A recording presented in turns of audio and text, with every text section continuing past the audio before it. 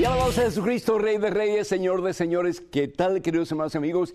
Qué gusto estar en vivo y en directo una vez más con todos ustedes después de un maravilloso peregrinaje que tuvimos la oportunidad de hacer a Italia. Y muy pronto van a estar viendo diferentes programas que hicimos allá. Hicimos 8 programas en muchísimos lugares. Estuvimos en Assisi, estuvimos en Roma, por supuesto, en San Giovanni Rotondo, en Loreto, en muchísimos lugares. Así que van a ver escenas espectaculares, maravillosas, se los prometo. Yo vi un pedacito de una de ellas y realmente cautivó mi asombro, mi imaginación y también pues mi esperanza, porque sé que van a estar muy buenos estos programas. Así que no pierdan la oportunidad. En los futuros programas vamos a tener mezclados con los programas que usualmente tenemos en vivo, pues también programas que se hicieron en Italia. Y doy gracias a Dios por estar de nuevo con ustedes. Es para mí un gozo, realmente una alegría el poder compartir con ustedes la palabra de Dios hoy día, miércoles, después de haber tenido 2 fiestas muy importantes en la Iglesia Católica, la fiesta de Todos los Santos y la fiesta de los fieles difuntos. Y vamos a estar hablando precisamente sobre eso. Pero en este momento, antes de hacer nada más y antes de estar pues recibiendo sus preguntas y respondiendo a ellas, hacemos una pausa, damos gracias a Dios por esta oportunidad. Hermano que me escuchas, hermana que me escuchas, nos ponemos en las manos de ese que las abrió para darnos vida abundante, que es Jesucristo. Vamos a orar. Alabado seas mi Dios, yo te glorifico, yo te alabo, yo te exalto, yo te bendigo, yo te doy gracias. Gracias, Padre Santo, por Jesús. Gracias, Padre Santo, por ese regalo grande, ese regalo maravilloso, que es Jesús, tu Hijo, nuestro Señor. Y gracias, mi Señor Jesús. Gracias por estar con nosotros en todo momento. Gracias, Señor, porque en este momento estás más cerca de nosotros que lo que nosotros podemos pensar o imaginar. Gracias, oh Dios, porque nos amas con amor que no tiene límites, con amor que es infinito, con amor que es eterno. Gracias, Señor, porque como dice tu santa palabra, nos tienes grabado en la palma de tu mano y a ti te pertenecemos. Gracias, Señor, porque no solamente estamos convencidos de que estamos en tus manos poderosas y santas, pero también nos llevas al centro de tu divino corazón para amarnos, oh Dios, y para llevarnos de tu poderosa mano en el camino de la vida y la victoria hacia un encuentro definitivo y total contigo. Bendice, Padre Santo, en el nombre de Cristo Jesús y por su preciosísima sangre. Bendice a este hermano que está escuchando este programa. Bendice a esta hija tuya, Señor. Sobre todo bendícelos, oh Dios, con la certeza de que estamos en tus manos, Señor, de que no importa el problema, no importa la dificultad, no importa la enfermedad. Si estamos conscientes de que tú estás con nosotros, oh Dios, vamos a tener victoria. Vamos a sobrepasar ese obstáculo difícil. Vamos a vencer ese dolor. Vamos a sobrepasar esa tristeza, esa soledad, ese vacío. Y vamos a poder cantar victoria, porque el que está contigo, Señor, todo lo puede y todo lo alcanza. De ahí San Pablo que decía, el que tiene a Dios lo tiene todo, el que tiene a Dios lo tiene todo. Con Él todo se puede. Filipenses capítulo 4, versículo 13, todo lo puedo en Cristo Jesús que me fortalece. Danos, oh Dios, la certeza de que estamos contigo. Danos, oh Dios, la certeza de que tú estás a nuestro lado, más aún de que estás con nosotros y en nosotros, y que contigo, Señor, no tenemos que tener miedo, porque si tú con nosotros, todo lo podemos en ti que nos fortaleces. A ti la gloria, Padre Santo, en Cristo Jesús, por los siglos de los siglos, por los siglos de los siglos. Amén, Señor, amén. Y tenemos muchísimas intenciones de oración. Y primero que todo yo quisiera pedir por los hermanos de Bagdad, los hermanos católicos, los hermanos cristianos en Bagdad. Yo no sé si ustedes saben, pero recientemente hubo una masacre en la catedral de Bagdad y más de 53 personas murieron, desafortunadamente, a manos de musulmanes extremistas. Pedimos al Señor que haya paz entre los seres humanos y pedimos al Señor muy especialmente que los hermanos cristianos, los hermanos católicos de Irak y muy especialmente de Bagdad y especialmente el arzobispo, el señor cardenal, que tengan en estos momentos la certeza de que estamos con Él y estamos orando con Él y por toda su feligresía para que el Señor los proteja y los defienda de todo mal en esos momentos de incertidumbre, en estos momentos difíciles por los que están pasando. También queremos darle gracias al Señor y pedimos de todo corazón y hemos pedido por Adrián de Denver, pedimos también y hemos pedido por Magdalena de Juárez. Estamos pidiendo también por Berta Morales de California, y cada uno de ustedes sabe sus necesidades y sus intenciones por las que llamaron. Susana Castañeda de Utah, pues pedimos por ella también, por sus intenciones, también por María de Costa Rica, que el Señor bendiga a toda la familia. También pedimos por Susana, que vive en Vancouver, en Washington. Pedimos también por don Alberto de Caracas, Venezuela.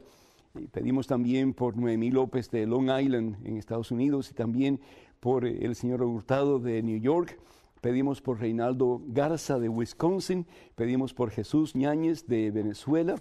Pedimos también por Victoria Rodríguez de Denver, también por María González de California. Pedimos por María Sandoval de Carolina del Norte, por Gladys Betancourt de Lima, Perú, y también por Fernando Villegas de New Jersey. Que el Señor les bendiga a todos ustedes en abundancia, y a todos ustedes que han llamado con sus intenciones de oración. Sepan que estamos orando por todos y cada uno de ustedes, y sepan que el Señor está muy cerca de ustedes, que el Señor está con ustedes. Y de nuevo, con Cristo Jesús lo imposible se hace posible, y con Cristo sí hay victoria, hermanas y hermanos. El lunes pasado, hace un par de días nada más, celebramos la fiesta, y eso fue una celebración universal. La Iglesia Católica estuvo de manteles largos celebrando, dando gracias a Dios por todos los hermanos y hermanas que pertenecen a la Iglesia Triunfante. La Iglesia Triunfante es la Iglesia de los santos, es decir, los hombres y mujeres que han alcanzado la corona de la vida eterna, que es el cielo. San Pablo nos habla en primera carta a los Corintios, capítulo 9, versículos 24 y 25, y nos dice, San Pablo nos exhorta, nos invita, nos anima a que peleemos el buen combate. Y en la misma forma en que los atletas se preparan para alcanzar una corona, pero una corona que se marchita, que tú y yo nos preparemos con la fuerza de Dios, con la gracia de Dios, con la presencia de su Espíritu Santo. ¿Para qué? Para alcanzar esa corona maravillosa que Dios tiene preparado para ti y para mí, que es el cielo. Y la iglesia, pues el lunes estuvo celebrando los maravillosos acontecimientos de las personas, hombres y mujeres, que conocemos y que no conocemos, pero que le dieron el sí a Jesucristo total y completamente, y que hoy día están gozando de esa vida eterna, de esa gloria, de esa corona que un día va a estar sobre tu cabeza y sobre la mía, que pertenece a la iglesia de los triunfadores, la iglesia triunfante, los que ya están en el cielo, los santos que han alcanzado la vida eterna. Y esa es la meta para ti y para mí, que un día nosotros podamos contemplar a Jesucristo cara a cara, que podamos abrazar a Jesucristo en ese abrazo eterno, donde ya no habrá más dolor ni llanto, sino que gozo y felicidad eterna, que es el cielo. Imagínense, hermanos, un día esa victoria va a ser tuya. Un día vas a contemplar la gloria de Dios en todo su esplendor. Un día ya no habrá más llanto en tu alma, ya no habrá más dolor en tu cuerpo, ya no habrá más soledad, más vacío, sino que gozo pleno, gozo eterno, gozo sin límites en la presencia de ese que es el verdadero gozo y la verdadera vida, la verdadera esperanza, que es Jesucristo nuestro Señor y Salvador. Bendito sea Dios por los hermanos que ya alcanzaron la victoria. Bendito sea Dios porque si ellos la alcanzaron, tú y yo también la vamos a alcanzar un día. Solos no, pero con la gracia de Dios. ¿Por qué? Porque todo lo podemos en Cristo Jesús, que nos fortalece. Bendito sea Dios. Y también, pues, al día siguiente, el día de los fieles difuntos, no el día de los muertos, porque nosotros creemos que Dios es un Dios de vivos, Dios no es un Dios de muertos. Como dice el Señor Jesús en el Evangelio según San Marcos capítulo 12, Dios no es un Dios de muertos. No celebramos a los muertos, celebramos la vida nueva que estos hermanos difuntos están alcanzando, que están en el purgatorio, sí, pero que un día van a llegar al cielo. Y bendito sea Dios, porque el purgatorio es el proceso a través del cual enseña la iglesia para que nosotros podamos purificarnos, para que podamos depurarnos completamente. Y hay gente que dice, no, pero si al fin y al cabo si Jesucristo pagó el precio de nuestra salvación, entonces no necesitamos el purgatorio. El purgatorio es un invento de los papas y de los curas, no es un invento ninguno, hermano. Mira, la Iglesia Católica es instituida por el mismo Jesús. ¿Para qué? Para que nos enseñe la verdad y la verdad nos haga libres. Hay una sola iglesia que Jesús funda y es la que tiene la autoridad para enseñarnos y para guiarnos en el camino de la victoria, que al fin y al cabo es Jesucristo. Nosotros podemos decir, no, pero eso no lo dice la Biblia, o la Biblia dice otra cosa. Pero tenemos que recordar, hermanos, que la iglesia recibe poder, presencia de Espíritu Santo. ¿Para qué? Para que la iglesia nos enseñe la verdad, lo que está contenido en la Biblia y lo que el Señor Jesús nos enseña, que tal vez no está explícitamente en la Biblia, pero que es parte de lo que el Señor quiere que nosotros conozcamos y pongamos en práctica. No podemos entrar a la presencia del todo puro, del todo santo, del todo perfecto que es Dios, si tú y yo no somos puros y perfectos y santos como es Dios. Y si bien es cierto que Dios, Jesucristo, nos ha liberado de la esclavitud del pecado, que sí, dándole a Jesús nuestro corazón y dándole nuestro sí, cediendo nuestra voluntad a la voluntad de Jesús, vamos a entrar en el reino de Dios. Tenemos que ser purificados antes de entrar en su presencia. ¿Por qué? Porque el pecado nos ha dañado, hermano.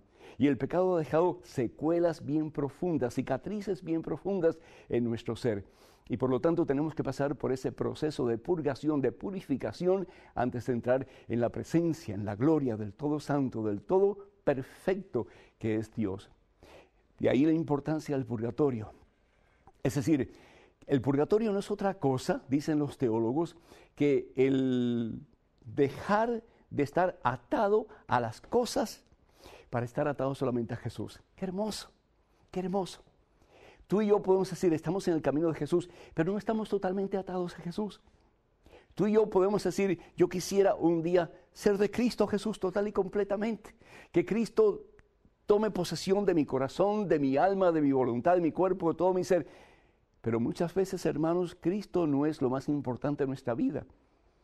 Entonces, tiene que llegar un momento a través de ese deseo, necesidad de que Cristo sea lo más importante en nuestra vida, de que podamos estar agarrados a Cristo, de que podamos estar unidos a Cristo, ese deseo tan grande, pero que todavía no lo podemos alcanzar, y eso es el purgatorio, después de muertos, el querer estar con Cristo, el poder vivir unidos a Cristo, el poder estar sometidos a Cristo, pero ese deseo no se hace realidad todavía porque no estamos totalmente purificados. Y la iglesia nos enseña que eso es un martirio en sí, eso es un sufrimiento en sí, tremendo, tremendo. ¿Por qué? Porque el ansia de estar con Él, el deseo de estar con Él, la necesidad de estar con Él, y sin embargo todavía no estoy. Y ese deseo es el que va purificando todo mi ser.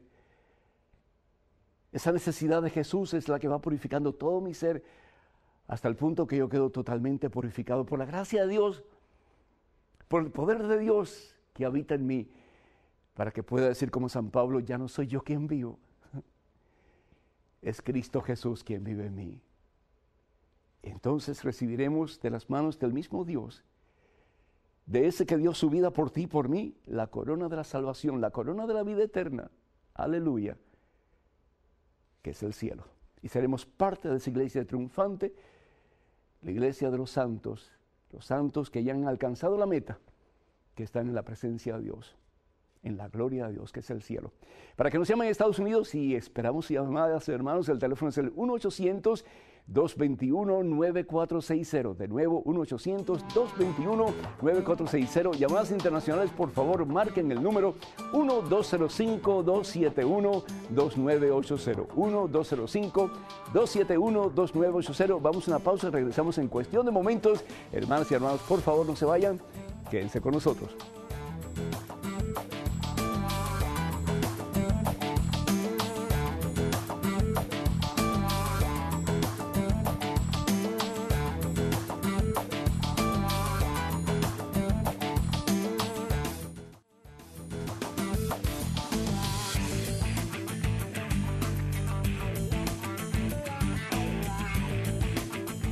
Bienvenidos, hermanos, a este segmento de Conozca Primero su Fe Católica. Soy el Padre Pedro Núñez. Bienvenidos de todo corazón. Este momento, un correo electrónico con una pregunta, estoy seguro bien interesante. Adelante, por favor. Padre Pedro, ¿qué es lo que dice el Santo Padre respecto a que se están celebrando misas en los centros comerciales y en los conjuntos residenciales? ¿Cuál es su opinión? Yo no lo veo correcto. Juan, gracias.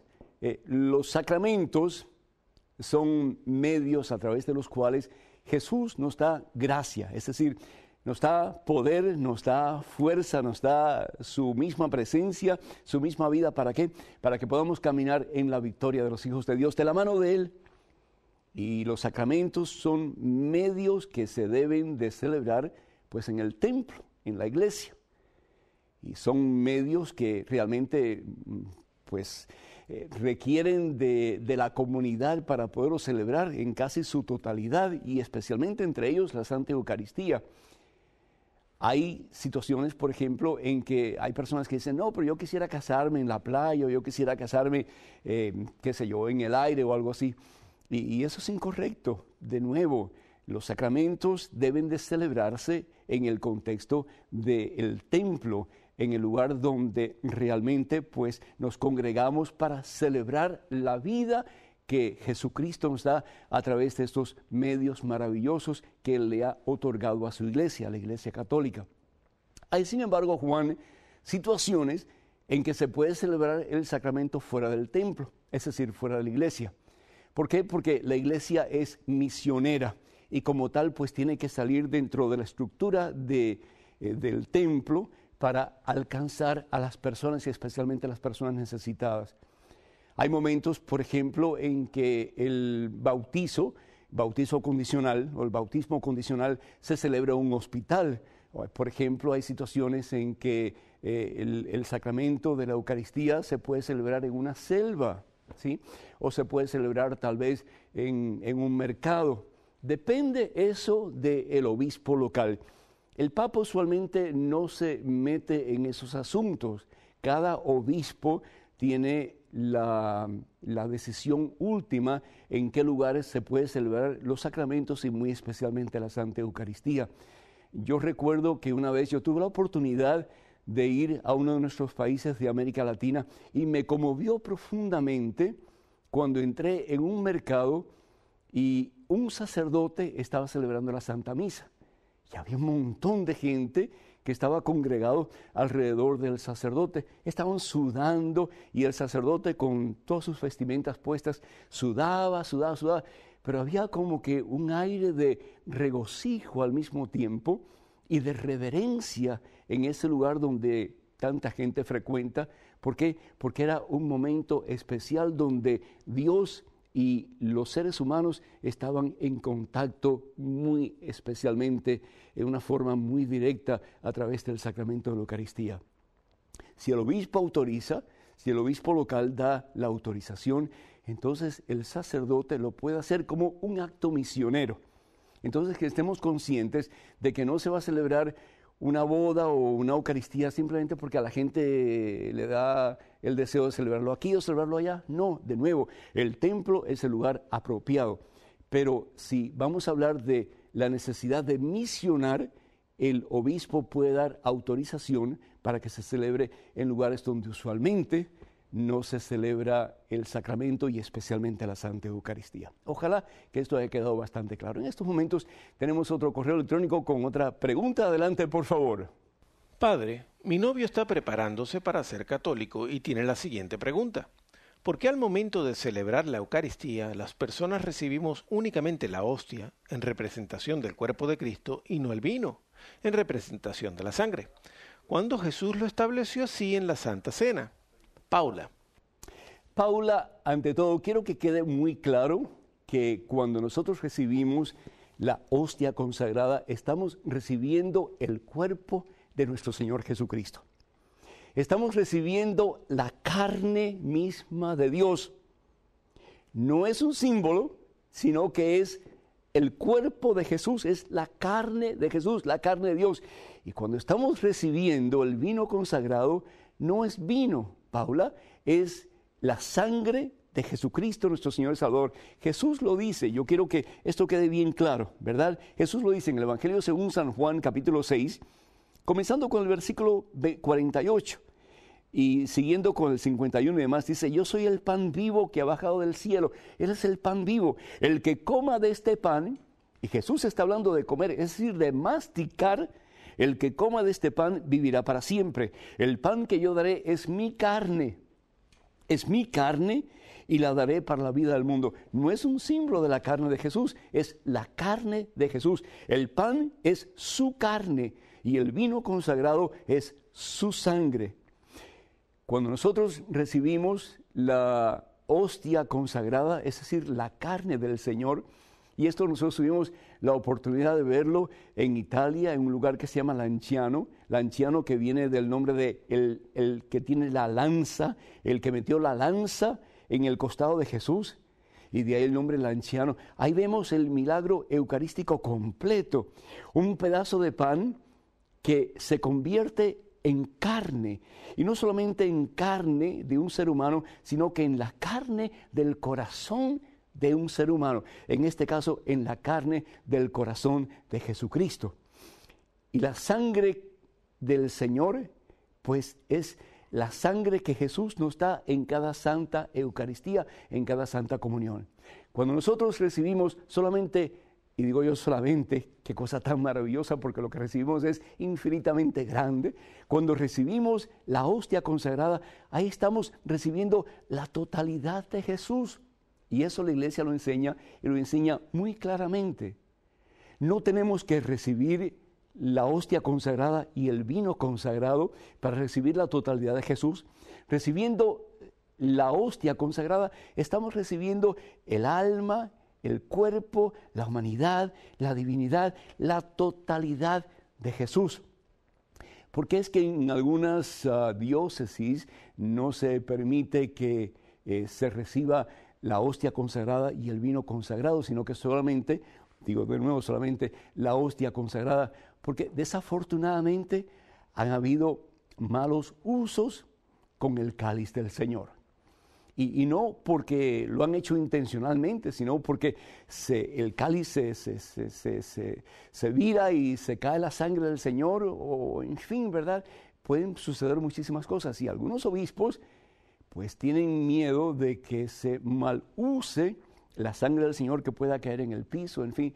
Yo recuerdo una vez un amigo mío, sacerdote ya bastante avanzado en edad, él tenía el cáliz que se lo iba a dar a un ministro extraordinario de la Eucaristía, y el cáliz se le cayó y estaba lleno de la sangre del Señor. Pues ahí se tuvo que parar toda la Eucaristía y empezar a buscar purificadores para purificar aquel lugar. Y bueno, pues fue una situación bien difícil y bien triste para este amigo sacerdote. Razones como esas y como muchas otras, pues ha hecho que muchos obispos digan, pues solamente vamos a dar la hostia consagrada. De nuevo, solamente cuando recibimos la hostia consagrada lo estamos recibiendo todo, hermano. Y eso es una cosa que tenemos que tener en mente. Cuando recibimos la hostia consagrada, estamos recibiendo la totalidad de Jesús. Y qué hermoso.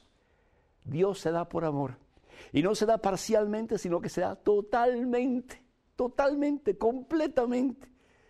Así es el verdadero amor. Al fin y al cabo, Dios es amor. Primera de Juan, capítulo 4, versículo 16. Qué hermoso. Si nosotros comenzáramos a seguir el ejemplo de Jesús y nos diéramos por amor a Jesús, más y más, como Él por amor se da a ti y se me da a mí. Ojalá que sí lo hagamos, hermanos, ojalá que sí.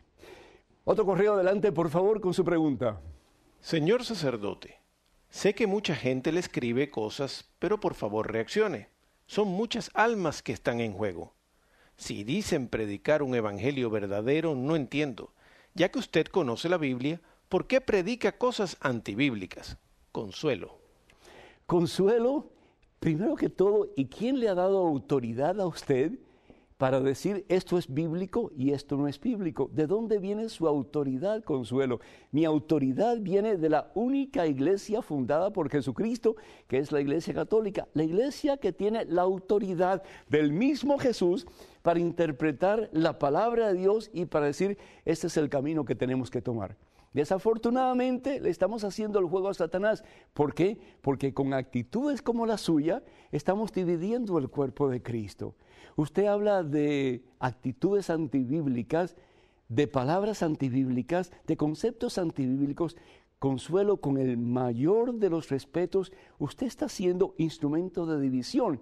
Primero que todo, usted no tiene autoridad en absoluto por usted misma para decir, esto sí es de Dios y esto no es de Dios. No, solamente la iglesia instituida por Jesús tiene ese poder y esa autoridad.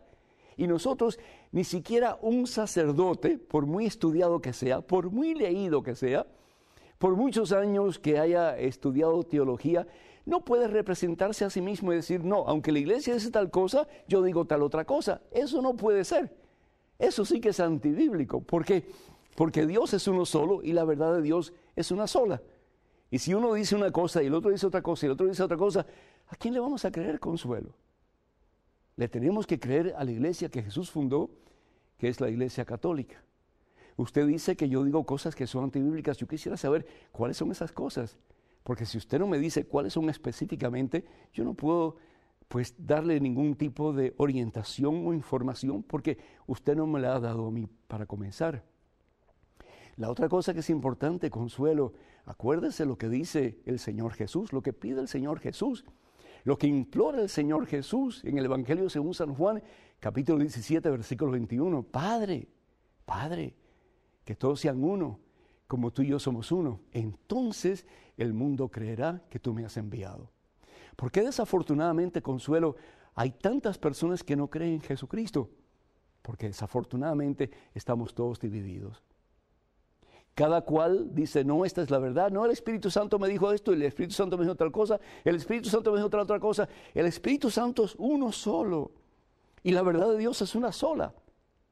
Y la verdad de Dios la manifiesta, la revela de nuevo a través de la única iglesia que Él funda, para que nosotros conozcamos la verdad y la verdad nos haga libres, y esa es la iglesia católica. Pero si bien es cierto que hay tanta división entre nosotros, ¿por qué? Porque no nos acabamos de someter a la autoridad de la iglesia. Y cada cual pues sigue desafortunadamente con su soberbia, con sus puntos de vista, que son contraproducentes para el bien y la unidad del cuerpo de Cristo que es la iglesia. También es bien cierto que hay una promesa del Señor que dice, Evangelio según San Juan, capítulo 10, versículo 16, un día, Consuelo, habrá un solo rebaño y habrá un solo pastor. Y con el perdón de usted, ese rebaño no va a ser su rebaño, Consuelo. Ese rebaño va a ser el rebaño de Jesucristo. Y ese rebaño va a ser la iglesia que Jesús funda sobre Pedro y los demás apóstoles, cuando le dice, sobre esta piedra edificaré mi iglesia y los poderes del infierno jamás la podrán vencer. Evangelio según San Mateo, capítulo 16, versículo 18. Y esa iglesia es la iglesia apostólica, porque está fundada sobre los apóstoles. Esa iglesia es la iglesia que es una, porque Dios es uno y revela su verdad a través de la única iglesia que funda. Esa iglesia es católica, porque es universal, porque el mensaje de Jesús es para todo el mundo y hasta el fin de los tiempos. Y esa iglesia es santa, porque es guiada por el Espíritu Santo, prometido por Jesús en el Evangelio según San Juan capítulo 16 y convertido en realidad en los Hechos de los Apóstoles capítulo 2, cuando la venida del Espíritu Santo, el día de Pentecostés. Para que nos llamen en Estados Unidos, hermanas y hermanos, el teléfono es el 1-800-221-9460, 1-800-221-9460, llamadas internacionales, por favor, marquen el número 1-205-271-2980, 1-205-271-2980. Vamos a una pausa, regresamos en cuestión de momentos. Hermanas y hermanos, por favor, no se vayan, quédense con nosotros.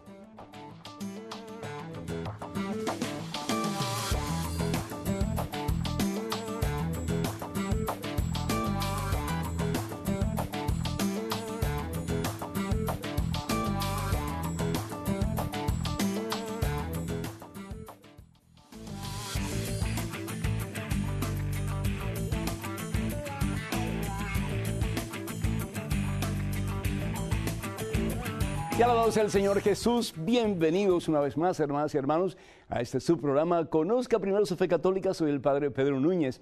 En estos momentos tenemos una llamada desde Puerto Rico, la Isla del Encanto. Una persona que quiere mantener su nombre en anonimato. Bienvenido, adelante, por favor. Buenas tardes, Padre Pedro. Buenas tardes. Padre, mire, yo soy una persona casada por la Iglesia Católica. Todos los días asistíamos a misa, mi esposo y yo, pero él siempre me ofende con cosas de mi familia, porque tengo una familia que no es o sea, no sé cómo decirle.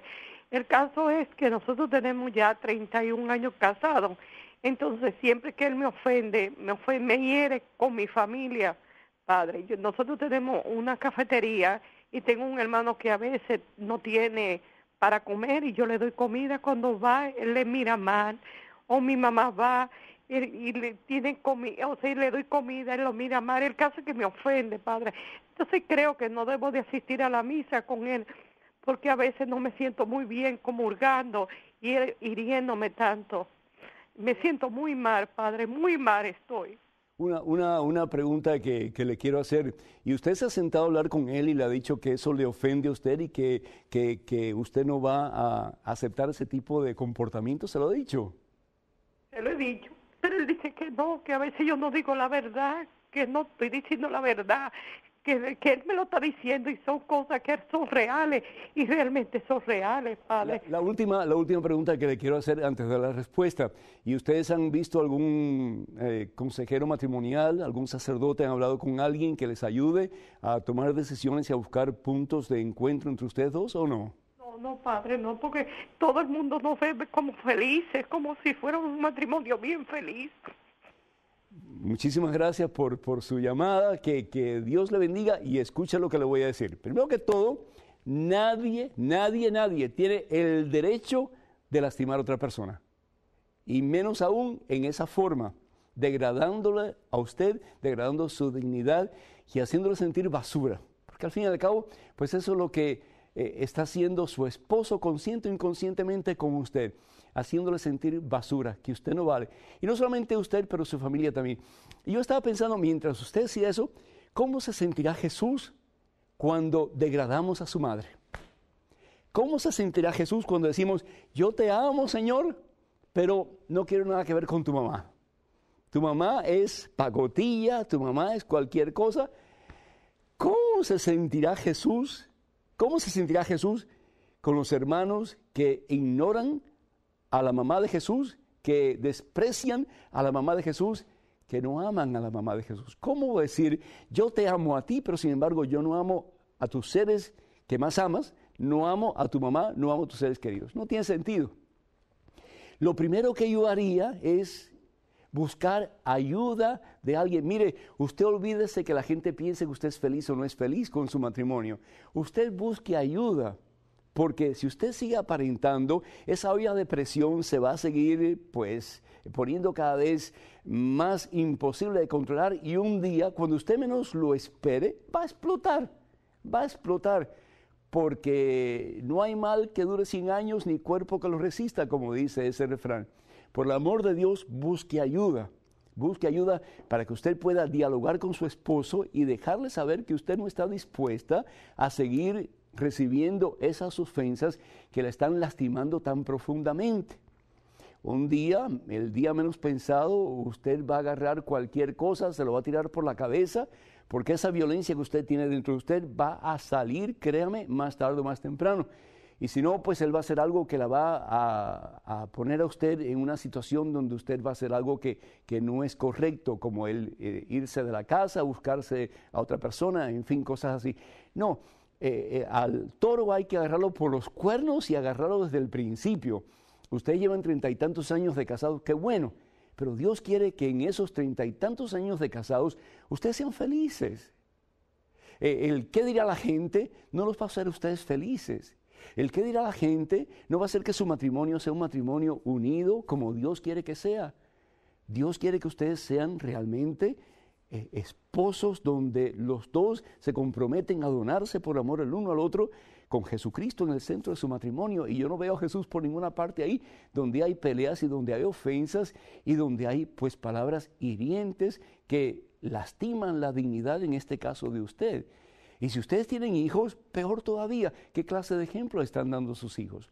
Pues en el nombre del Señor Jesús, yo le exhorto a usted, en el nombre del Señor Jesús, que usted hable con un sacerdote de su confianza y que busque los medios para que usted con su esposo puedan dialogar y puedan llegar a puntos concretos donde ustedes dos puedan decir, vamos a respetarnos y vamos a trabajar juntos en nuestro matrimonio. ¿Para qué?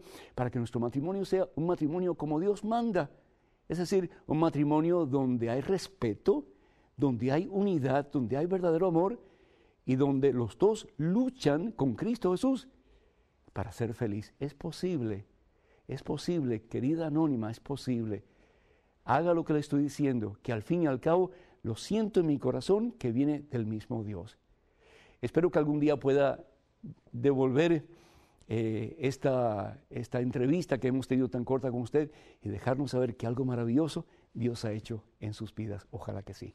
En estos momentos, otro correo electrónico. Adelante, por favor. Padre Pedro, cuando Jesús estaba orando en el huerto de los olivos, se relata que su sudor caía como gotas de sangre. También se relata que los apóstoles dormían. Si eso es cierto, entonces, ¿quién vio estos hechos? Por otro lado, ¿cómo es posible el relato de las tentaciones de Jesús en el desierto si él vivió esa experiencia en total soledad? Juan Pablo. Juan Pablo, ese fenómeno se llama hematidrosis y es cuando hay una tensión, un dolor tan grande dentro de uno mismo. Los científicos dicen que los vasos capilares se explotan. Los vasos capilares se explotan y la persona como que suda sangre. Esa sangre sale por los poros. Imagínense el dolor, imagínense la agonía, imagínense la tristeza por la que Jesús estaba pasando en esos momentos en el huerto de Getsemaní. ¿Cómo se enteraron los discípulos que Jesús estaba sudando sangre? Si, como dices bien, no había nadie para poderlo ver. Los discípulos se quedaron dormidos, Pedro, Santiago y Juan, y Jesús está solo. Dice el Evangelio según San Lucas, capítulo 24, que suda sangre. Fíjense lo que dice la palabra de Dios. Vamos a verlo aquí un momentito. Dice la palabra de Dios, versículo 43. Entonces se le apareció un ángel del cielo para animarlo.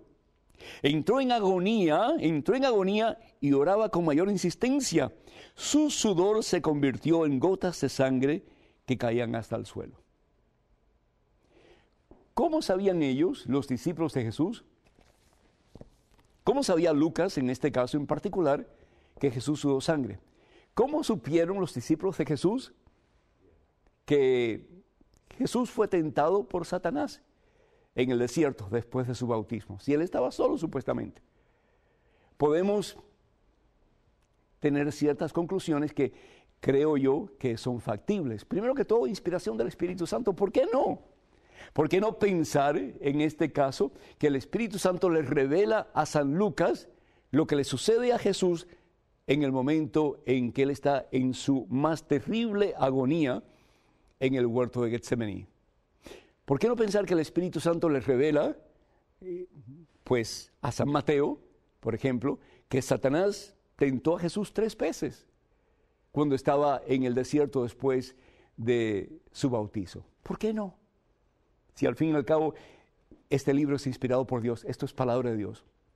Esa es una posibilidad y una posibilidad factible.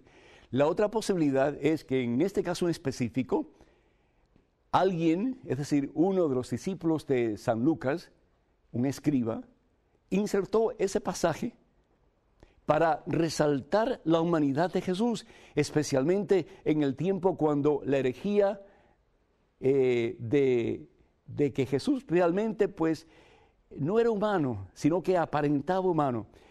Es la herejía llamada docetista. Es decir, que Jesús era divino, pero Jesús realmente no era humano, sino que aparentaba tener un cuerpo humano. Y eso lo condenó la Iglesia prácticamente desde el principio de su vida en este mundo. La Iglesia católica lo condena porque estamos convencidos, y así lo enseña la Iglesia, y de ahí necesitamos, hermanos, la Iglesia para que nos guíe y nos instruya con la autoridad del mismo Jesucristo. La Iglesia enseña, la Iglesia dice que en Jesús hay 2 naturalezas, la divina y la humana. Jesús es totalmente divino porque Jesús es Dios, y Jesús es totalmente humano porque Jesús tomó un cuerpo como el tuyo y como el mío, y por lo tanto sufrió como tú y como yo podemos sufrir, y aún más todavía. Jamás nosotros experimentaremos un dolor tan terrible como el dolor de Jesucristo en la cruz. Otra posibilidad puede ser una combinación de los dos. El decir que Jesús realmente es humano y ponerlo aquí para que la gente sepa que Jesús realmente es humano como tú y como yo.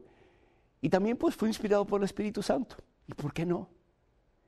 Y el cuarto, la cuarta posibilidad es que, ¿y por qué no pensar que Jesús le haya compartido a sus más íntimos colaboradores, a sus discípulos, a sus apóstoles, lo que le sucedió tanto en el desierto después de su bautismo, como lo que le sucedió cuando estaba orando en esa intensa relación con el Padre en el huerto de Getsemaní?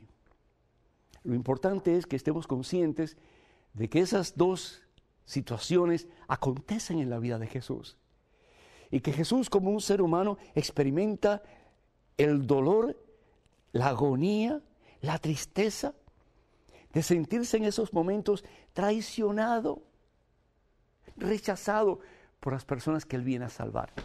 ¡Qué terrible! Y una precisamente de las tentaciones que Jesús experimenta en el desierto es esa. Si tú eres el Hijo de Dios, haz que estas piedras se conviertan en pan. Es decir, no tienes que pasar por ningún sacrificio, no tienes que pasar por ningún dolor, no tienes que pasar por ninguna agonía. Tú eres Dios, tú tienes poder, entonces hazlo. Y olvídate del sacrificio que tienes que pasar, porque al fin y al cabo los humanos no lo merecen. Tremendo, hermano, tremendo. En estos momentos otro correo electrónico con otra pregunta. Adelante, por favor. Soy una mujer casada por la Iglesia Católica y con 3 hijos. Me siento desesperada, pues he descubierto que mi esposo es homosexual. Hemos ido al psiquiatra para tratar de superar esta situación, pero es algo que yo no puedo aceptar. Lo rechazo y no quiero saber de él. Padre Pedro, yo no acepto eso de homosexual. Ayúdeme si estoy equivocada. Muchas gracias, María. Ay, yo no sé, yo no sé a veces, hermanos, ¿qué pensamos?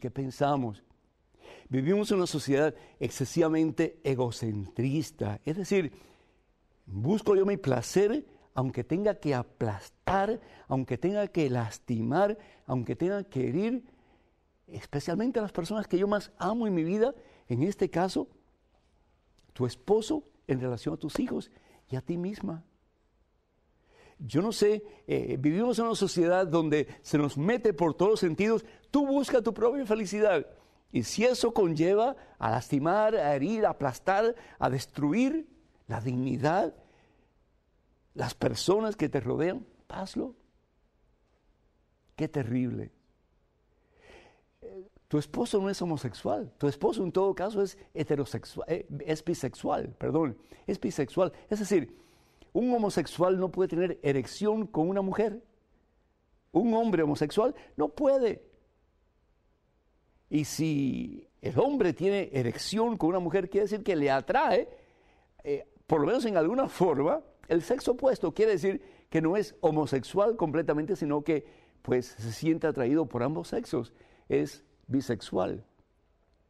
Pero qué triste, un hombre que tiene atracción hacia el sexo opuesto, hacia el mismo sexo, que ha tenido hijos y que esté dispuesto a que todo el mundo sufra con tal de que él pueda satisfacer sus propias necesidades y sus propios deseos. Qué triste. Algo en que pensar, hermanos, algo en que pensar. Por otra parte, tú, hermana, tú también tienes que poner tu vida en orden. Y yo te invito en el nombre del Señor Jesús, lo primero que tú tienes que hacer es perdonarlo a Él. Tú puedes decir, yo a ese no lo perdono jamás, ese tal por cual no lo perdono jamás. Un momentito. Si somos cristianos, tenemos que seguir los mandatos del Señor. ¿Y qué es lo que el Señor nos dice? Que tenemos que perdonar 7 veces, no Pedro, 7 veces no, 70 veces 7, es decir, siempre. Es decir, el perdón no es un consejo de Dios. El perdón es una exigencia de Dios, es un mandato de Dios. Señor, perdónanos como nosotros perdonamos a los que nos ofenden. La oración del Padre Nuestro, ¿no es cierto? ¿Y para qué Dios quiere que tú perdones a una persona que te ha lastimado tanto, que te ha herido tanto, que te ha maltratado tanto, tal vez no físicamente, pero sí emocionalmente, espiritualmente. ¿Sabes por qué? Porque Dios quiere tu mejor bien, y tu mejor bien es que tú estés en paz contigo mismo y con las personas que te rodean. No puedes esperar que tú vas a sentirte bien cuando tienes esos sentimientos negativos que carcomen tu corazón, que lo hacen duro como una piedra y que lo hacen seco como, qué sé yo, la tierra más seca que se puede experimentar, que se puede ver. Dios no quiere que tú tengas eso. Dios quiere que tú seas libre. ¿Y cómo vas a ser libre? Pues haciendo lo que Jesús te pide. ¿Y qué es lo que Jesús te pide? Que perdones a tu esposo en este caso. ¿Por qué? Porque si tú no eres capaz de perdonar a tu esposo, no solamente tú vas a tener ese corazón de piedra, ese corazón duro, ese corazón seco, pero le vas a dar eso precisamente a tus hijos. Le vas a dar eso precisamente a tus hijos. Uno da lo que uno tiene, hermana. Y si tú tienes violencia en contra de tu esposo, si tú tienes rechazo, desprecio en contra de tu esposo, eso es lo que tú vas a darle a tus hijos. Vas a influir en tus hijos lo que hay dentro de ti, esos sentimientos negativos que te carcomen y que te quitan la paz, te quitan la felicidad. Lo otro que yo te aconsejaría es que si tú no quieres seguir con él, pues está bien, tú tienes el derecho de hacerlo, pero habla con un sacerdote de tu confianza, por el amor de Dios. Y que el sacerdote te ayude a ti, primero que todo, a tomar las decisiones correctas para que tú y tus hijos puedan tener la estabilidad emocional y espiritual más grande que puedas tener en estos momentos. Y a veces cuando uno está ofuscado o ofuscada, toma las peores decisiones. Así que por el amor de Dios, no tomes tú sola las decisiones en referencia a tu vida y a la vida de tus hijos, porque lo más probable es que esas decisiones van a ser las peores. Busca a alguien que te asesore, y en este caso busca, de ser posible, al sacerdote de tu confianza, a quien tú le puedas pues dejar saber todo lo que sientes dentro de ti y que él te ayude a buscar la solución. La otra cosa yo te pido, por el amor de Dios, no divulgues esto, porque al fin y al cabo todo lo que tiramos regresa a nosotros más tarde o más temprano, y el daño que hacemos más tarde o más temprano viene a nosotros y experimentamos las consecuencias. Y lo otro que sí te pido en el nombre del Señor Jesús, por caridad cristiana, pide al sacerdote que te ayude para que se pueda ayudar a tu esposo, primero que todo, a hacer las paces con Dios y a buscar pues realmente la voluntad de Dios en su vida en este preciso momento. Ojalá que así lo hagas. En estos momentos, otro correo electrónico. Adelante, por favor. Padre, le escribo en nombre de mi hermana. Ella se casó por la iglesia, pero su esposo la ha maltratado desde siempre, hasta el punto que a veces la deja ensangrentada en la calle. Tiene una hija de 3 años, pero incluso maltrata a la criatura. Ella se ha separado de él, pero aún la busca para maltratarla, pues no soporta verla lejos de él. ¿Qué puede hacer? Pues tiene claro que lo que Dios ha unido no lo separa el hombre. Glendy, Ecuador. Glendy, de nuevo, no tenemos derecho, no somos quienes para maltratar a nadie, para pisotear a nadie, para herir a nadie. Dice el Señor Jesús que lo que hagamos por el más pequeño de nuestros hermanos o hermanas, al fin y al cabo lo hacemos por Él. Y dice la palabra de Dios también, al fin y al cabo, cuando estamos hablando del matrimonio por la iglesia, ¿qué es lo que Dios quiere para el matrimonio? El matrimonio es institución divina. El matrimonio no es institución humana. El matrimonio es institución divina. Pero ¿cuál es la finalidad del matrimonio? Que los dos sean, ¿qué cosa? Un solo ser. Que los dos sean, ¿qué cosa? Un solo ser. Dice la palabra de Dios, Génesis capítulo 2, versículo 24. Por eso el hombre deja a su padre y a su madre para unirse a su esposa, a su mujer, y los dos siguen a ser una sola carne, es decir, un solo ser. Entonces Jesús dice, lo que Dios ha unido, es decir, cuando son un solo ser, lo que Dios ha unido, el hombre ya no lo puede separar. Eso es un sacramento. Cuando el hombre realmente ama a su esposa, respeta a su esposa y se dona a su esposa por amor, ¿para qué? Para que su esposa sea feliz. Cuando la esposa respeta a su esposo, ama a su esposo y se dona a su esposo por amor, ¿para qué? Para que él sea feliz. Eso es lo que Dios quiere. Pero lo que está pasando en el matrimonio de tu hermana, eso no es lo que Dios quiere. Eso no es un matrimonio cristiano, eso no es un sacramento, hermana. En el matrimonio hay 2 foros, hay 2 niveles, el foro o el nivel externo, que es la boda por la iglesia, etc. Pero el otro foro, el otro nivel es el interno, es decir, lo que pasa en la mente, en la conciencia, en la voluntad de las dos personas que contraen matrimonio delante del sacerdote y supuestamente delante de Dios. En el caso del esposo de tu hermana, él no está haciendo las cosas de acuerdo a la voluntad de Dios. Él no está haciendo a tu hermana feliz. Él está degradando la dignidad de tu hermana. Él está pisoteando la dignidad de tu hermana. Él está abusando de la dignidad de tu hermana y por lo tanto está abusando, está estropeando, está lastimando, está aplastando la misma dignidad de Cristo Jesús en tu hermana. ¿Qué hacer en una situación así? Primero que todo, reconocer que eso no es un sacramento. Ese matrimonio no es un matrimonio de acuerdo a la voluntad de Dios y por lo tanto ella tiene todo el derecho de escapar, de salir de esa situación. Y no solamente por el bien de ella, hermana, pero por el bien de su bebé. Tu hermana tiene responsabilidad por ese bebé. Y si sigue así, no solamente la van a matar a ella, pero van a matar a su bebé también. Y después, pobrecita, pues, hasta el fin estuvo con el esposo, hasta el fin mantuvo su matrimonio. Pero ese matrimonio no es lo que Dios quiere, eso es un infierno. Y de nuevo, como hemos dicho anteriormente, lo seguimos diciendo, mejor solo que mal acompañado. Y esto no es la voluntad de Dios, es decir, lo que Dios quiere es que el hombre y la mujer sean uno, lleguen a ser un solo ser. Pero en este caso el hombre no está haciendo la voluntad de Dios y por lo tanto no está viendo un matrimonio según la voluntad de Dios, no es un matrimonio como Dios quiere. Y por lo tanto ella tiene todo el derecho de apelar para el anulamiento de ese matrimonio, porque no es un sacramento. Pero mi consejo así de primeras es que ella se vaya, que vaya lo más lejos posible. En circunstancias otras yo diría que denuncie a su esposo ante la policía, pero tal parece que no lo puede hacer porque el esposo pues parece que está vinculado con la policía.